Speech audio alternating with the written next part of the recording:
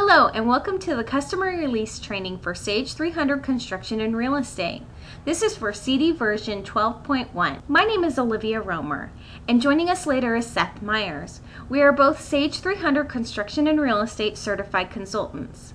Together we have a total of 18 years of experience with Sage 300 Construction and Real Estate, formerly Sage Timberline Office. First thing you'll notice is a refreshed user interface. What this is the whole Sage 300 Construction and Real Estate has been given a more updated look. You'll notice that everywhere it used to say Sage Timberline Office, it now says Sage 300 Construction and Real Estate. There also has been some updates to the look of the menus, the application windows, and now you can select the special themes and backgrounds. You can even include your company logo inside your Sage TS Main desktop. Hello, my name is Seth and I'm here to show you some of the user interface changes that Sage 300 CRE has implemented. The first noticeable change is in the icon for Sage Desktop. It used to be called Sage Desktop and it had a slight variation in the colors. Now it's just called Desktop. When you actually go into one of the applications, for example accounts payable or payroll or even TS Main, you'll notice that the things have changed as far as the border of the applications. The menus themselves are a bit easier to read as far as the font, and then you'll also notice that as you're scrolling through the different items in the menus, you've got what looks like a new goldenrod or orange colored highlight now. Makes it a lot easier to read. Just like the older versions, everything that's user specific is changed through this Tools and Customize menu. So for example, if we go into Customize, you'll notice that we have two new tabs. One of them is Remote Print, which we'll talk about in a minute, and then the other one is your Appearance tab, and this is where each person gets to customize their own desktop. So in our case, when I go to the Appearance tab, you'll notice the first option is Theme, and the theme is what gives us these different color variations. So for example, the default that Sage sends is this Office 2007 blue. If we chose, for example, Office 2007 Silver, and then say OK, you'll notice that the colors of everything in the backgrounds change. The menus will change accordingly, so if the background color, for example, is black, the font turns to white, so it's a little easier to read. So if I go back into Tools and then Customize, go back to my Appearance tab, the second option is this checkbox that says Show Background. What this does is it gives you the ability to use either a JPEG, a TIFF, or a bitmap file and embed a picture. And that picture is always in the upper left corner of those applications. So as your image changes in size, it will grow in the background as well. You'll notice here that I just have our tag logo embedded in here. So just like any other application, when you click on the button, you can select the different pictures or items you want. So for example, these are ones that come standard with Sage now. If we choose the tractors and then we say OK, you'll notice that now we have a picture of tractors. So I'll go ahead and go back in here to Tools, Customize. We'll go to our Appearance tab, and then I'll just go ahead and put it back to our default logo. The next option is this Show Logo checkbox. What this does is it makes the Sage 300 Construction and Real Estate section in those applications show or not show. For example, if I uncheck that and then say OK, you'll notice that you still keep your logo, whatever your item is that you've displayed, but now the Sage 300 Construction Real Estate has disappeared. And this, because it's in your Customize window, is for all applications. So again, if I go back to Tools and then Customize, go to my Appearance tab and check the box for Show Logo and say OK, then it comes back. And in any of your applications, as you resize your window, you'll notice that the icon on the bottom right moves. You'll notice that our emblem or our picture up here is not moving at all. So kind of keep in mind that if you create a bitmap or a JPEG that's huge, you may actually lose some of it depending on how big your application windows are. Grid resizing has also improved. In accounts payable, the Select Invoices to Pay window can now be resized, And the distribution display limit of 35 characters has been removed. You can also resize the verify statement balance, which is a feature that was introduced in version 9.8. You can also increase the size of the enter invoice, change invoice, and pending invoice windows in accounts payable. Depending on your screen resolution size will determine the amount of lines that are increased. If you have 800 by 600 resolution, you get 8 lines. 1024 by 768, 15. 1280 by 1024, 22 lines.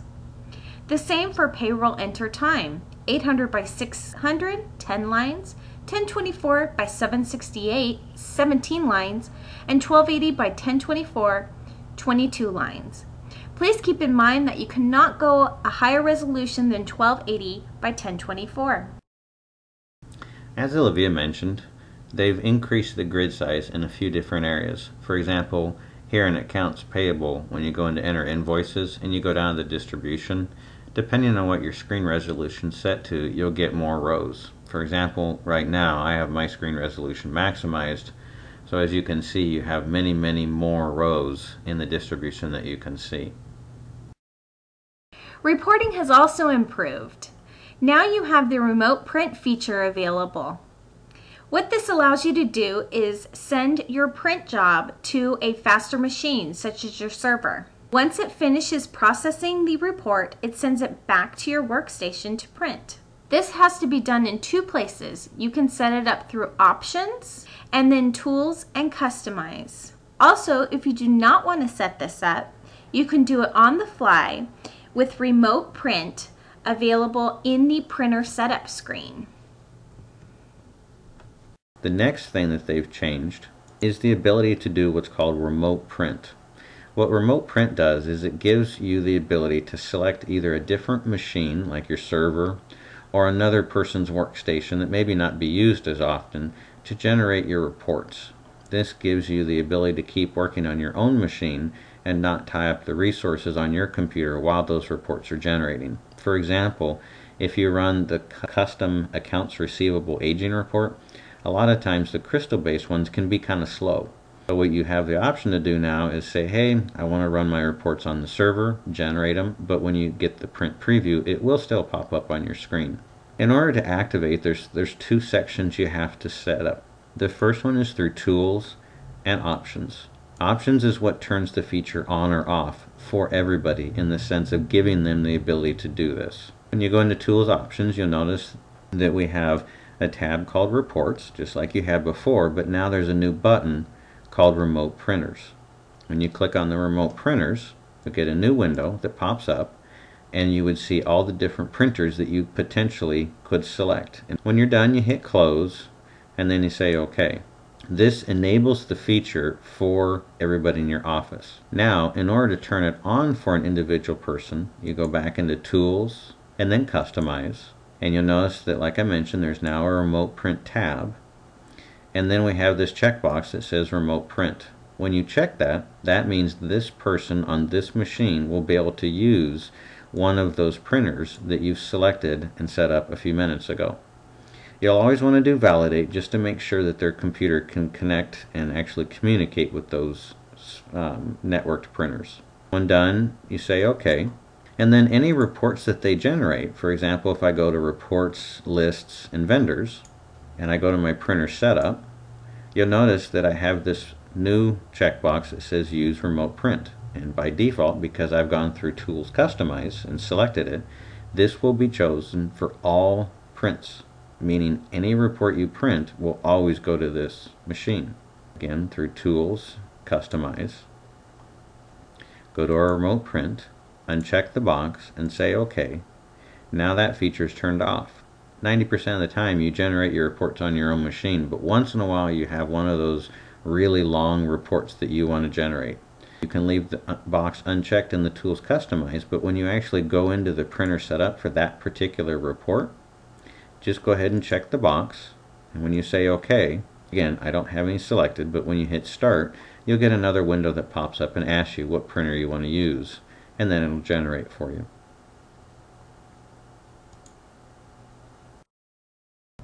There's been improved integration with Aatrix and MyAssistant. Now, email addresses that have been added to this version of Sage 300 Construction and Real Estate are available in Aatrix and MyAssistant.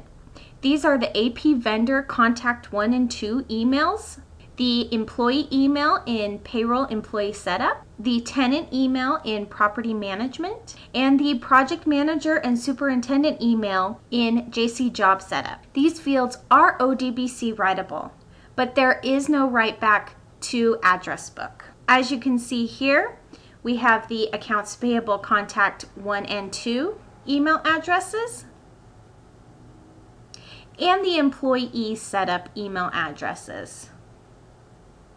And last but not least, JC Job Setup, Project Manager, and Superintendent email addresses. Please notice that these descriptions can be changed. So if you'd rather that they say Superintendent and Foreman email address, you can do so. There's also been additional integration with Microsoft Outlook. Now you can drag and drop emails directly into attachments. Additional integration with Microsoft Excel has also been integrated in this version of Sage 300 Construction and Real Estate. Now, any inquiry you open in any of the applications, you will now see this Export to Excel button here. Once you click on that button, it will pull all the information as well as formatting directly into Microsoft Excel. Please keep in mind that these files are saved in your company data folder with the name of the inquiry.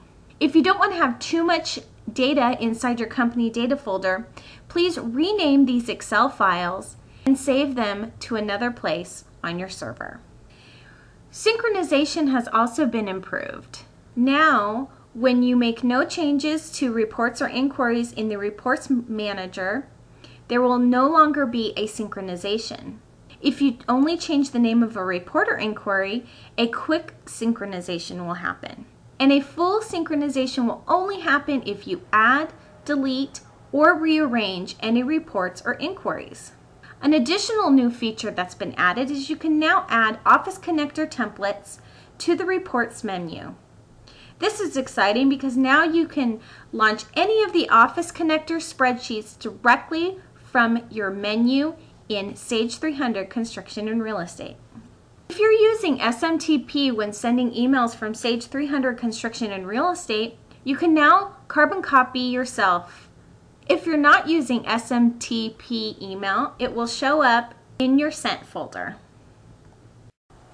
So as Olivia just mentioned, you now have the ability to have carbon copies for your emails. And that's set up when you go into Tools and then Options, and you go to Mail Settings. So if you use SMTP as your mail protocol, and this is usually things like Yahoo, Google, or Gmail, and you check this box to do a CC, then it will carbon copy your email address when you check this box for Use SMTP to send email. So for example, the sender email, I could type in bob@yahoo.com, and then you'll want to verify what your SMTP server is and what port, and then any of the applicable account name and password.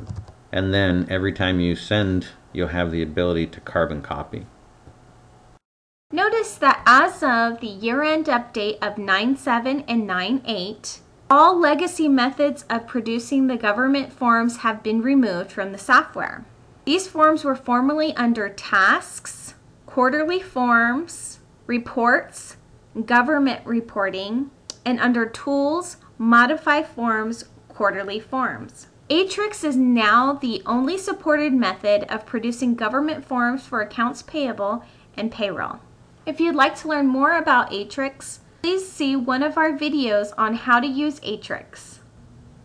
There's been additional improved integration with purchasing and inventory. Now entries are sent directly to job cost and accounts payable. They have completely eliminated the import process. MyAssistant can now generate and send Report Designer reports. In the past, you only had the option to send Crystal reports. It can also display subtotals for groups in email notifications and in the Quick Viewer. And new email directories have been added for service employee and service sites. The AP vendor now pulls from the AP vendor contacts. and the project manager and superintendent emails pull from the JC job fields.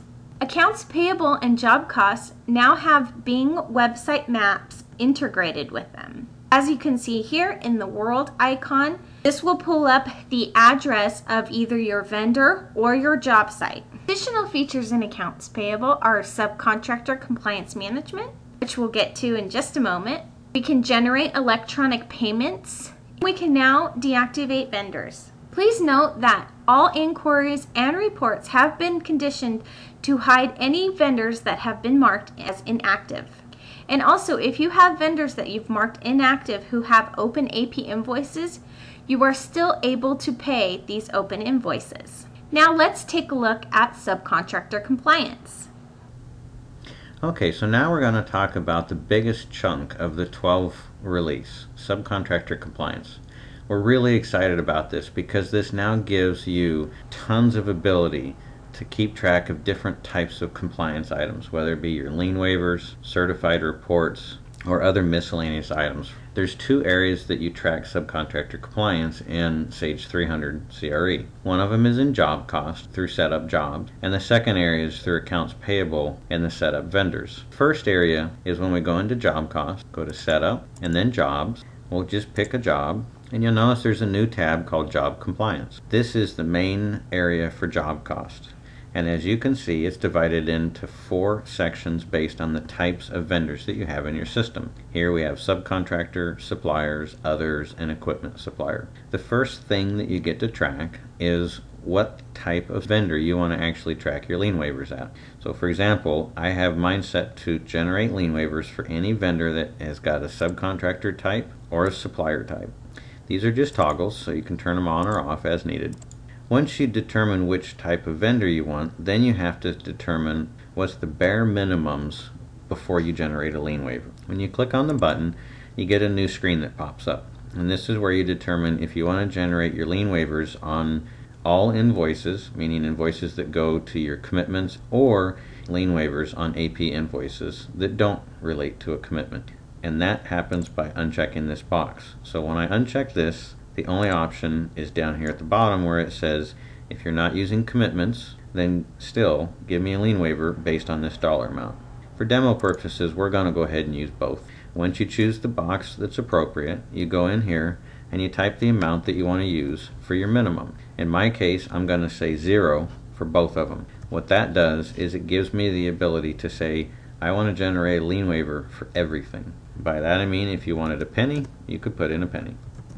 Once you say OK, it takes us back to the main job compliance tab, and then you have the next option to choose, which is your certified reports. By checking this box, it will make the system create the lines of distribution in your compliance each week that you're doing certified reports.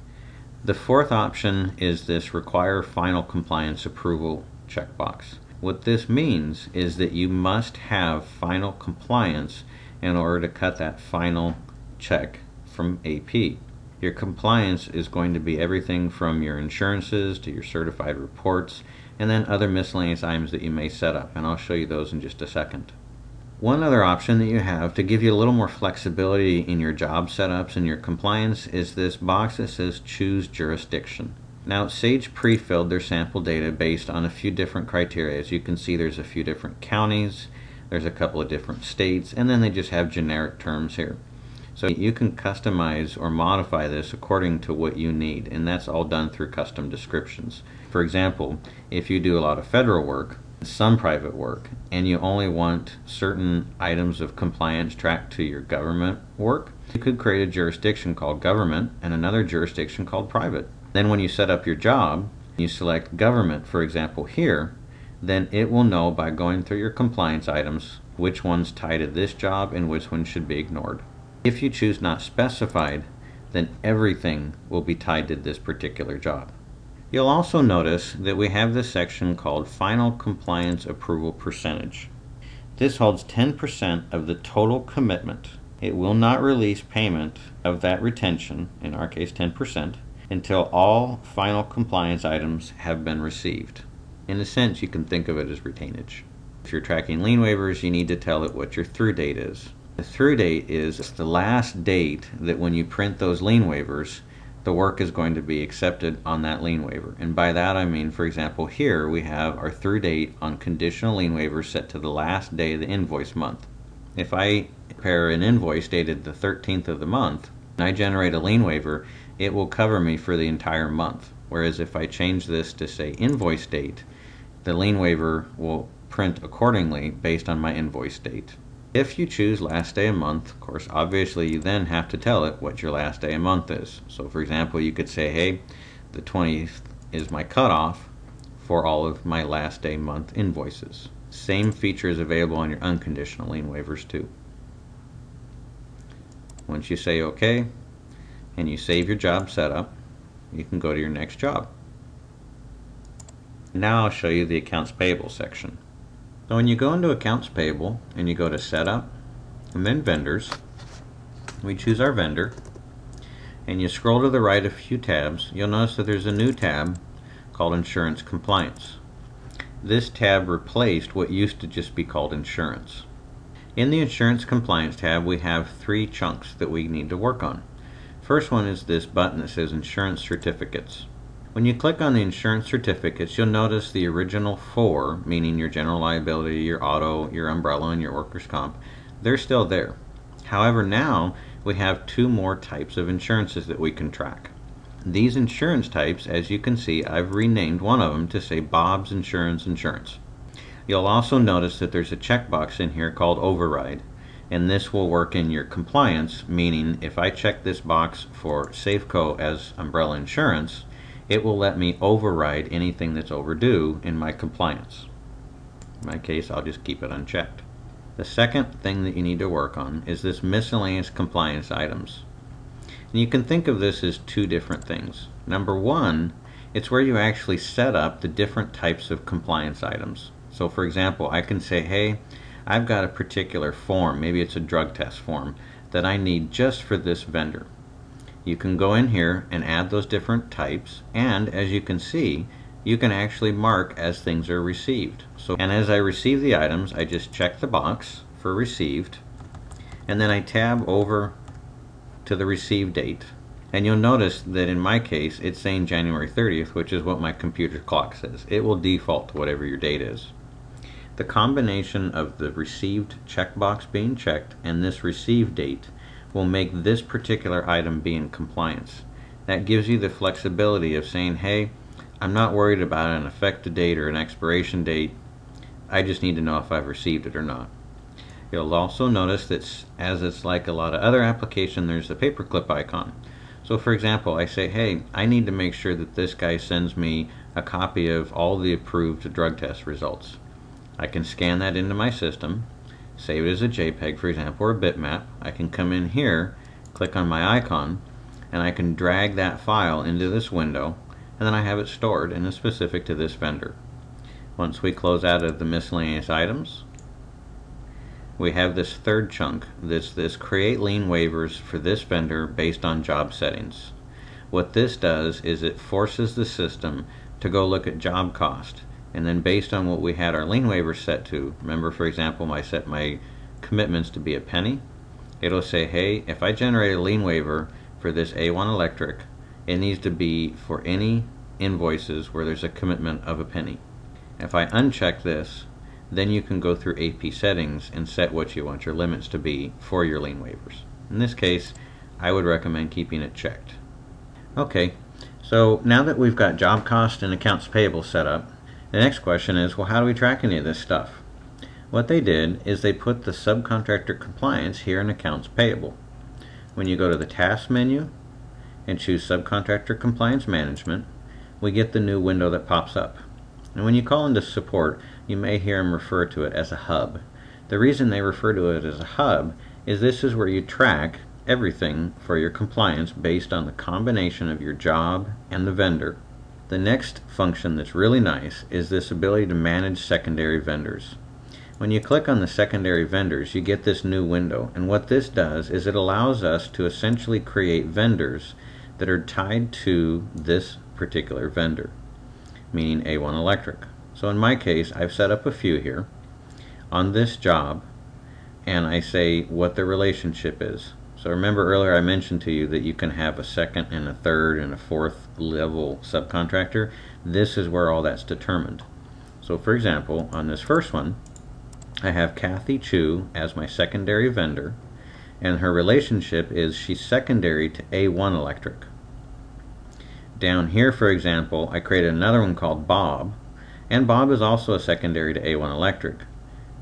Then I created another one called Tim. Tim actually works for Bob, so his relationship is tied to Bob. And Karen answers to Kathy Chu. When you create these items, it's based off your primary vendor, and then also tied to your commitment, which in this case we'll just use the same one, and then we'll call this one John. And now we get this new window, and this is one of the perks of the Subcontractor Compliance secondary vendors.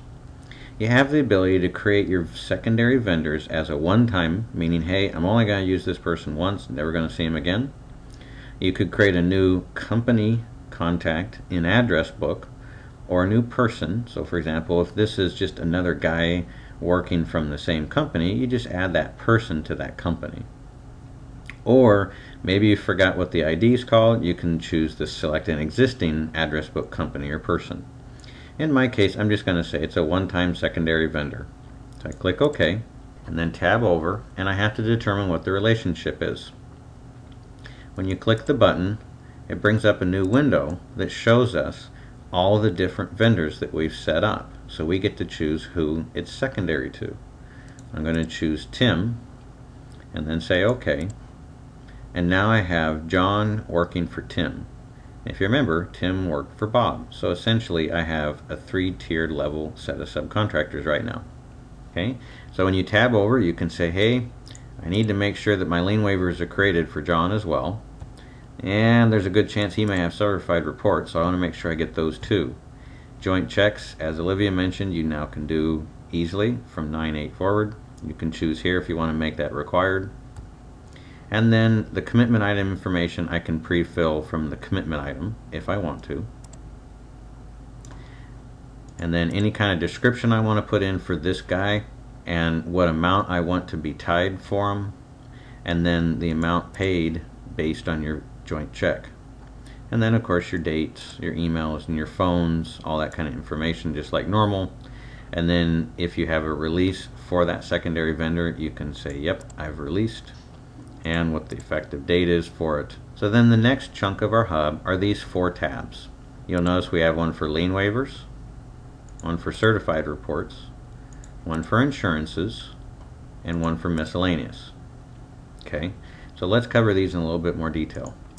In our lien waivers, as well as a lot of the other tabs, you'll notice that the status by default is outstanding. That's okay, that's probably what you're going to want to keep most of the time, but just for grins, you could always say, hey, show me all of them. So this will show me everything that I've got for my lien waivers, and if I received them, all the pertinent information. So we'll put it to outstanding. And then you'll notice you have vendor level. Now again, they call it all primary or secondary. And remember we had Tim and John and they were 3rd level. Well, Sage determines anything secondary is anything below me essentially as a GC. Primary is show me all my primary subcontractor information based on my lien waivers. Okay, so our next tab is the certified reports, and as you notice, again, this is sample data, but as you notice, there's many rows in here. So what this is doing is it's saying, hey, every week it's going to generate a row in here for me that I need to go keep track of. And again, remember, it's based off that period end date setting that we did over in job cost. So as you can see, I got a whole ton of items in here that I have not received. Now, if you want to say, you know, I already know I got it, I just haven't filed it yet, you could check the box for override, and then when you go to do your checks and you get all the warnings saying such and such isn't in compliance, you can click ignore, and it will let you ignore this particular row. The thing to remember is, if for example you've got 50 rows of certified reports, you either have to say, yeah, I want to override all of them, or you need to go through and actually mark them as received with a receive date. Realistically though, you're probably not going to have this kind of scenario where you've got potentially multiple months worth of certified reports, because you're probably going to be doing this on a regular basis. But again, this is just a demo. Under our insurance tabs, I'm going to go ahead and show it as all. This shows all of our insurances for this vendor. Now remember, in job cost, if you go into your commitment and you click on the insurance tab, you can set up your insurances specific to that particular commitment. Then in my case, I've got it set to all. If I show outstanding, of course in my case I don't have any, and then you can also show your received or your expired. So in this case, you'll notice I've got it marked as expired, and my expiration date in this case, well, happens to be all for 4 of them. So this is a great opportunity where you could say, you know, I don't want to have to worry a whole lot about this. Yeah, okay, I've got my subcontractor compliance. It's really only telling me when something's expired. You could set up your MyAssistant though to send emails to all of your vendors, say for example 30 days before their expiration date, and say, hey, your insurance is going to expire on X date. I need you to send in all the applicable paperwork. In the accounts payable setup vendor, Olivia mentioned there's that new email field. That is what you would then use in your MyAssistant. So it's another little check to keep you in line and not have to cause a whole lot of headaches. You'll notice here on my insurance I've got the 2 tabs, one's for commitments and one's for vendors. So again, this kind of reiterates the part I mentioned about if you go in and update the insurance information on your commitments, then this will show up accordingly based on those expiration dates. And then the 4th tab is the exciting one. That's where you have tons and tons of flexibility. Again, I'll go ahead and change this to all. And you'll notice we have a jobs tab and a vendors tab. What this vendors tab does is this says, hey, I've got miscellaneous items that are tied to this combination of job and vendor that I need to keep track of. So for example, if we look at this 3rd row, I've assigned subcontract as the description and it's a document type. Now if I go to jobs and you say, okay, that's great, what's that for? Well, here's where you can tie your items specific to the job. Remember the example I used where I said maybe you have a federal job and you have private jobs. Federal jobs typically have a whole lot more paperwork. Well, that paperwork's not going to be tracked at the vendor level because that's implying it's for your vendor for all jobs. However, you can go in here to your jobs section and create those items.